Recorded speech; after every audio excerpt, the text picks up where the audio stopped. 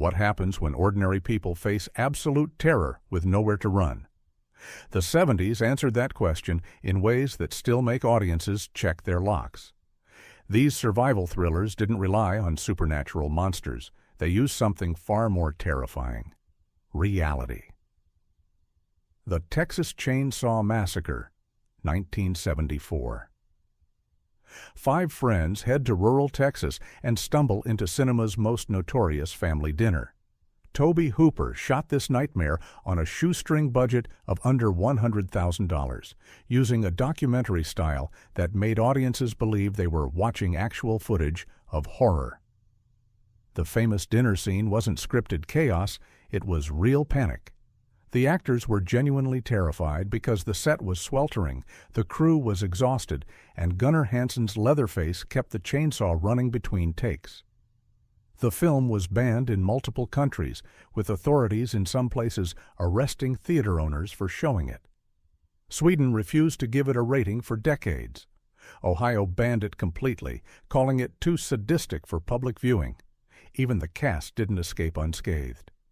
Marilyn Burns, who played Sally, was so traumatized during filming that her screams in the final act are completely genuine. The dinner table scene took 16 hours to shoot in brutal heat with rotting meat as props. What makes it unforgettable isn't the gore. There's actually very little blood shown on screen. It's the relentless atmosphere of dread and the documentary realism that convinced early viewers they were watching something that actually happened. The film went on to gross over $30 million worldwide, spawning an entire franchise and influencing every slasher film that followed. Critics called it cataclysmic terror, and Stephen King declared he would happily testify to its redeeming social merit in any court in the country. Deliverance, 1972. 4 Atlanta businessmen take a weekend canoe trip down a Georgia river and discover that civilization is just a thin veneer. John Boorman's masterpiece strips away every comfort zone and forces its characters into a nightmare where the rules of society no longer apply. The famous banjo duel wasn't performed by professional actors. The boy was a local who actually lived in the area and could barely speak. When he refused to shake hands with Ronnie Cox after their musical exchange, it was genuine discomfort, not acting. The film's most notorious scene traumatized audiences so completely that Ned Beatty became forever associated with cinematic brutality. What's remarkable is how Boorman built the horror slowly, starting with subtle signs of danger, like locals who stare but don't respond to friendly gestures. The movie was shot on the dangerous Chattooga River, where the actors did their own stunts in genuinely treacherous rapids. Burt Reynolds was hospitalized after being thrown from his canoe. Roger Ebert wrote that the film achieved horror born of the torment and compared it to The Worst Journey in the World. The movie grossed $46 million on a $2 million budget and earned 3 Oscar nominations. But its real impact was cultural. It single-handedly destroyed tourism to rural Georgia for years. Today, locals still joke about the film's effect on their region. The haunting final scene, where Jon Voight's character wakes up from nightmares about a hand emerging from the lake, suggests that some experiences never truly end. The Hills Have Eyes, 1977. A suburban family's car breaks down in the Nevada desert, and they discover they're being hunted by a clan of cannibalistic savages. Wes Craven based this nightmare on the Scottish legend of Sawney Bean, a cannibal who supposedly killed over 1,000 people. The film was shot in the brutal Mojave Desert, where temperatures reached 120 degrees during the day and dropped to freezing at night. The cast and crew were constantly dehydrated and sunburned. Michael Berryman, who played the terrifying Pluto, was born with 26 different birth defects that gave him his distinctive appearance. He was thrilled to finally be cast as a monster instead of being stared at on the street. The fake blood used in the film was so realistic that it attracted real desert scavengers during night shoots. Craven had to post guards to keep coyotes and vultures away from the sets. The movie was initially dismissed by critics as mindless exploitation, but it's since been recognized as a brilliant allegory about civilization versus savagery. The film sparked a horror trend of families under siege and influenced everything from The Strangers to The Purge. Sam Raimi was so impressed that he included a torn Hills Have Eyes poster in The Evil Dead as a tribute. Craven responded by having Nancy watch Evil Dead on TV in a nightmare on Elm Street. The film made $25 million worldwide and launched a franchise, but more importantly, it established the template for home invasion horror that filmmakers still follow today. Assault on Precinct 13, 1976. A nearly deserted police station becomes a fortress when a street gang launches an all-out assault to kill everyone inside. John Carpenter's second feature film combines the siege dynamics of Rio Bravo with the relentless terror of Night of the Living Dead. Austin Stoker plays Lieutenant Bishop, a cop assigned to oversee the final night of a doomed police precinct, only to find himself fighting for survival alongside criminals and civilians. The film opens with one of cinema's most shocking moments when a gang member shoots a little girl buying ice cream from a truck. The scene nearly earned the movie an X rating and remains genuinely disturbing decades later. Carpenter shot the entire film in 20 days for $100,000 using a real abandoned police station in Venice Beach. The gang members are portrayed as faceless, almost zombie-like killers who attack in waves without speaking or showing emotion. What makes the siege so effective is Carpenter's use of silence and darkness. The gang members appear as shadows, moving through the night like supernatural forces. The director wrote the haunting synthesizer score himself in just 3 days, creating music that sounds both electronic and otherworldly. The film's most famous sequence involves a desperate crawl toward a parked car that becomes a masterclass in building unbearable tension. Despite positive reviews, the movie bombed at the box office and found its audience through late-night TV and home video. It's now recognized as a cult classic that influenced countless action films, from Die Hard to The Purge. Carpenter used the pseudonym John T. Chance when editing the film, paying tribute to John Wayne's character in Rio Bravo. The movie proved that with minimal budget and maximum creativity, a filmmaker could create something genuinely terrifying and influential. The Last House on the Left, 1972. 2 teenage girls go to a concert and end up kidnapped and tortured by escaped convicts. When their parents discover what happened, they take equally brutal revenge. Wes Craven's debut film was so controversial that it was banned in dozens of countries and remained illegal in Britain for over 30 years. The movie was inspired by Ingmar Bergman's The Virgin Spring, but Craven updated it for the violent 70s. The film was shot in Connecticut and New York on a microscopic budget of $90,000. The actors playing the killers stayed in character between takes, terrorizing the young actresses to get genuine reactions of fear. Sandra Peabody, who played one of the victims, was so traumatized by the production that she had nightmares for years afterward. The male actor's method approach created real terror on set. What made the film so shocking wasn't just its graphic violence, but its unflinching realism. Early audiences often mistook it for an actual snuff film because of its documentary style. The tagline, "To avoid fainting, keep repeating, it's only a movie," became infamous, and theaters reported numerous walkouts, vomiting, and fainting spells during screenings. The movie launched Craven's career and influenced an entire generation of horror filmmakers. Despite its notoriety, it made over $3 million domestically and has been preserved in the National Film Registry. Even Tarantino admitted he couldn't sit through it at a drive-in screening in Tennessee. The film's power comes from how it forces audiences to confront the capacity for violence in ordinary people, both victims and perpetrators. Duel, 1971. A mild-mannered salesman drives through the California desert and finds himself stalked by a massive tanker truck whose driver wants him dead. Steven Spielberg made his feature film debut with this TV movie that launched his career and created the template for every road rage thriller that followed. Dennis Weaver plays David Mann, an everyman whose simple business trip becomes a nightmare when he passes the wrong truck at the wrong time.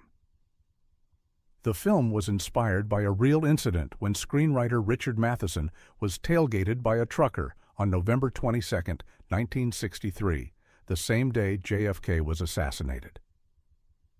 The anxiety of that day merged with the road rage encounter to create pure cinematic terror. Spielberg shot the movie for under $450,000 in just 16 days, using a real 1960 Plymouth Valiant that could barely outrun the massive Peterbilt II 81 tanker truck that becomes the film's monster. What makes Duel so effective is that we never see the truck driver's face. Spielberg deliberately kept the antagonist faceless to make him seem supernatural. The truck itself becomes a character with its rusty exterior and collection of license plates from other states suggesting previous victims.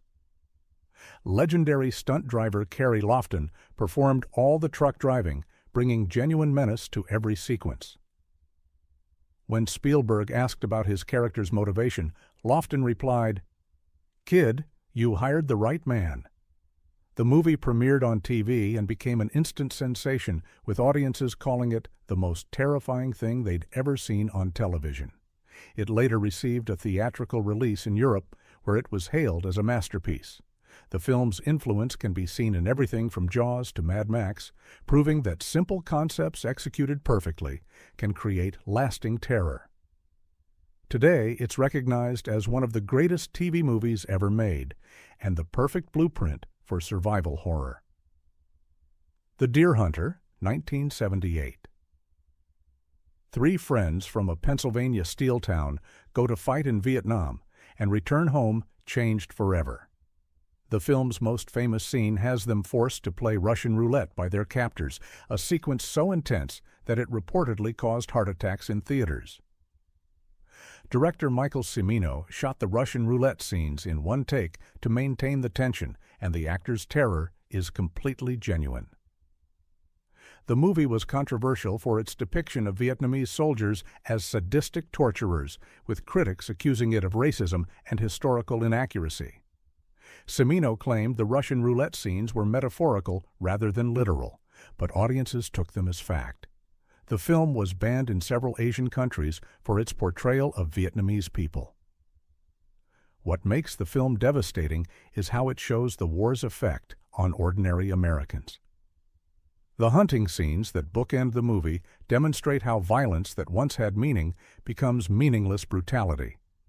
Robert De Niro's character returns home unable to kill a deer because he's seen too much real death. The film's 3-hour length allows it to develop the characters' relationships before destroying them. The movie won 5 Academy Awards, including Best Picture, but its victory was controversial. Many critics felt it glorified American involvement in Vietnam while demonizing the Vietnamese. Despite this, the film's emotional impact is undeniable. The final scene, where the characters sing "God Bless America" at a funeral, is either patriotic or deeply ironic, depending on interpretation. The film made over $48 million domestic and established Cimino as a major director, though he would destroy his career with the Heaven's Gate disaster. Straw Dogs, 1971. An American mathematician moves to rural England with his wife and faces escalating violence from hostile locals. Sam Peckinpah's most controversial film asks uncomfortable questions about masculinity, violence, and self-defense. Dustin Hoffman plays a mild-mannered academic who discovers he's capable of extreme brutality when pushed too far. The film's most notorious scene depicts the wife's assault, which Peckinpah filmed in a way that suggested she enjoyed parts of it. This interpretation sparked feminist outrage and led to bans in several countries. The scene remains deeply controversial, with critics arguing whether it's a realistic portrayal of trauma or misogynistic fantasy. Peckinpah was obsessed with violence as a tool for revealing character. The film's climax, where Hoffman defends his home with shotguns and bear traps, was shot with documentary realism. The director wanted audiences to feel complicit in the violence, to question their own bloodlust as they rooted for the protagonist's revenge. The movie was banned in Britain for over 20 years, with censors arguing it could inspire copycat violence. When it was finally released, it required significant cuts. The film's exploration of mob mentality and vigilante justice feels even more relevant today. Made for $3.2 million, it grossed over $10 million worldwide and influenced countless revenge thrillers. Critics remain divided on whether it's a brilliant examination of violence or dangerous exploitation. Eaten Alive, 1976. A deranged hotel owner feeds guests to his giant crocodile in the Texas swamplands. Tobe Hooper followed up Texas Chainsaw Massacre with this psychedelic nightmare that feels like a fever dream. The entire film was shot on sound stages with artificial fog and colored lights, creating a surreal atmosphere that's more hallucination than reality. Neville Brand plays the hotel owner as a completely unhinged lunatic who talks to his crocodile like a pet. The performance is so over the top that it becomes genuinely frightening through sheer unpredictability. The hotel set was built over a tank containing a real 14-foot crocodile named Elvis, who was fed tranquilizers to keep him manageable during filming.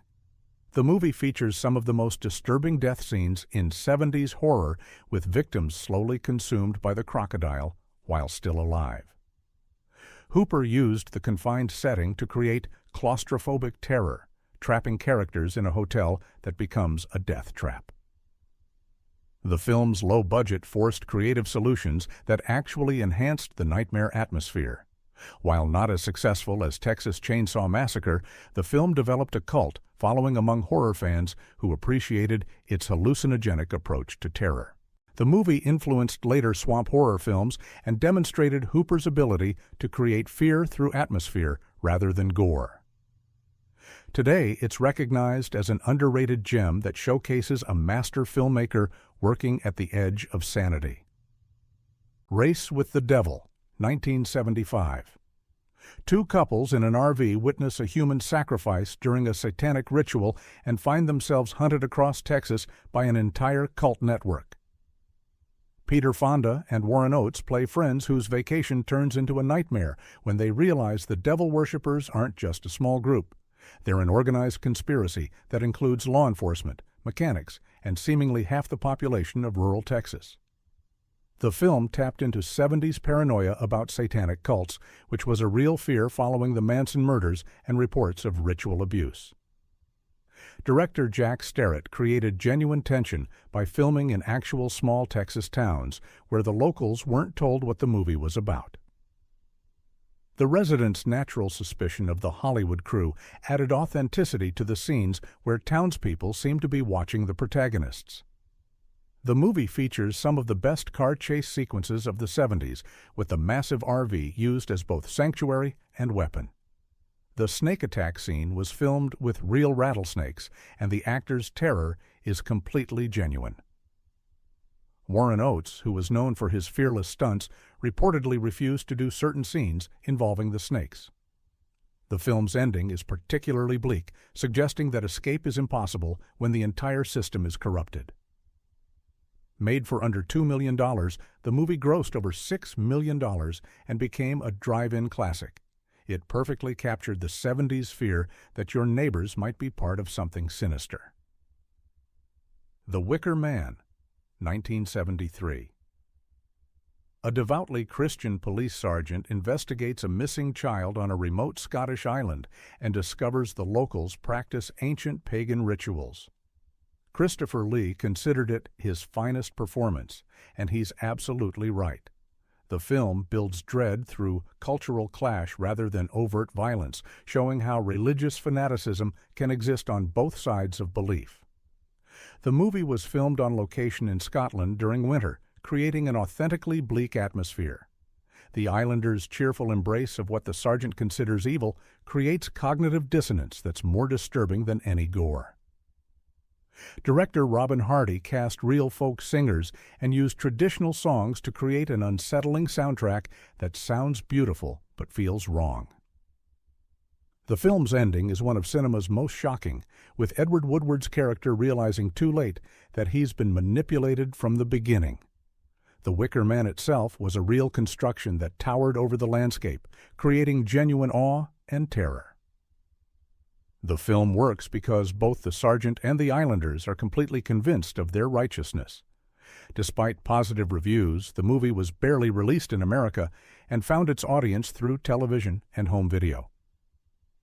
It's now considered one of the greatest British horror films ever made. The 2006 Nicolas Cage remake was so terrible that it actually increased appreciation for the original. The film influenced everything from Midsommar to True Detective's first season, proving that folk horror never really dies. I Spit on Your Grave, 1978. A young woman writer retreats to a cabin to work on her novel and becomes the target of brutal local men who leave her for dead. What follows is one of cinema's most controversial revenge stories.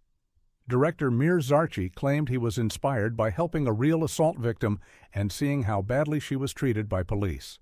The film was shot for virtually nothing in rural Connecticut, using local non-actors who brought disturbing authenticity to their roles. The movie was banned in numerous countries and became one of the most notorious titles on Britain's Video Nasties list. Roger Ebert called it a vile bag of garbage and gave it 0 stars, writing one of the most scathing reviews of his career. Despite this, the film found an audience among viewers who saw it as a feminist statement about justice denied by the legal system. What's most disturbing about the film isn't just its graphic content, but how realistically it portrays the aftermath of trauma. Camille Keaton's performance captures genuine psychological damage in ways that mainstream Hollywood never attempted. The revenge sequences are brutal and methodical, designed to make audiences question their own bloodlust. The film spawned multiple remakes and influenced the entire rape-revenge subgenre. Made for under $80,000, the movie grossed over $5 million worldwide through word of mouth and controversy. It remains one of the most polarizing films ever made, with supporters claiming it's a powerful statement about justice, while detractors see it as misogynistic exploitation. The film's defenders include prominent feminist critics who argue it gives agency to its female protagonist in ways that most movies don't dare. Don't Look Now, 1973. A couple grieving their daughter's death goes to Venice and encounters supernatural forces that may or may not be real. Donald Sutherland and Julie Christie deliver powerhouse performances in Nicholas Roeg's masterpiece of psychological horror. The film's famous love scene was so realistic that rumors persist about whether it was simulated, despite both actors denying it. Venice becomes a character in the film, with its maze-like canals and decaying architecture creating an atmosphere of beautiful menace. Roeg shot the city like a dying organism, with water and rot everywhere. The famous red coat that appears throughout the film creates a sense of recurring dread that builds to a shattering climax. The movie works because it's never clear whether the supernatural elements are real or products of grief-induced madness. Sutherland's character receives psychic warnings that he dismisses as coincidence, leading to one of cinema's most shocking endings. The film's editing is revolutionary, cutting between past, present, and future in ways that mirror memory and intuition. Critics initially dismissed the film as pretentious art house horror, but it's now recognized as a masterpiece. The movie influenced generations of filmmakers, from David Lynch to Christopher Nolan. Its exploration of grief and guilt feels timeless, making it one of the few horror films that works on multiple levels. The Venice locations have become tourist attractions for film fans seeking the movie's memorable scenes. Who Can Kill a Child, 1976. An English couple vacationing in Spain arrives on an island where all the children have murdered the adults. Spanish director Narciso Ibáñez Serrador created one of the most disturbing horror films ever made by asking a simple question: what if children decided adults were the enemy? The movie begins with real documentary footage of children suffering in wars and famines, suggesting that maybe the kids have a point. The film was shot on location in Spain, using real children as actors, which created genuine unease among the adult cast. The children's performances are unnaturally calm and cheerful as they commit acts of violence, making their behavior even more disturbing. The movie never explains why the children have turned violent, leaving audiences to draw their own conclusions. What makes the film so effective is its restraint. Most of the violence happens off-screen, but the implications are clear. The sound design is particularly effective, using children's laughter and playground songs as accompaniment to horror. The movie forces viewers to confront their own assumptions about childhood innocence. The film was banned in several countries and remains difficult to see in uncut form. It influenced later killer kid movies like Children of the Corn and The Children, but none matched its psychological sophistication. The movie's final scene, where the protagonists must choose between their own survival and their moral compass, remains one of horror cinema's most challenging moments. Today, it's recognized as a neglected masterpiece that deserves wider recognition. Rituals, 1977. 5 doctors on a wilderness camping trip find themselves stalked by an unseen killer in the Canadian wilderness. This Canadian production was clearly inspired by Deliverance, but it brings its own brutal efficiency to the survival horror formula. The medical professionals think their education and city smarts will help them survive, but the wilderness has its own rules. The film was shot in the remote Canadian forest, where the cast endured genuinely harsh conditions. The isolation wasn't acting, it was real. When characters complain about cold, hunger, and exhaustion, the actors were actually experiencing those hardships. This authenticity translates directly to the screen, making every threat feel genuine and immediate. What sets the film apart is its methodical approach to breaking down its characters. Each doctor represents a different personality type, and the killer seems to know exactly how to exploit their individual weaknesses. The movie builds tension through psychological warfare rather than gore, making it more disturbing than most slashers. The killer's identity and motivation remain mysterious throughout most of the film, creating paranoia about who can be trusted. When the truth is finally revealed, it recontextualizes everything that came before. The movie made little impact upon release, but has been rediscovered by horror fans who appreciate its slow-burn approach. It proves that effective horror doesn't need a big budget, just an understanding of what makes people afraid. These films didn't need monsters or supernatural forces to terrify audiences. They used something far more frightening: the possibility that ordinary people in ordinary situations could face unthinkable horror. They tapped into primal fears about civilization being just a thin veneer over brutality. Which of these films do you think holds up best today? Are there any 70s survival thrillers we missed that deserve recognition? Drop your thoughts in the comments and tell us which one you'd never watch alone. But here's the real question that these films force us to ask. When pushed to the breaking point, are we really any different from the monsters we fear?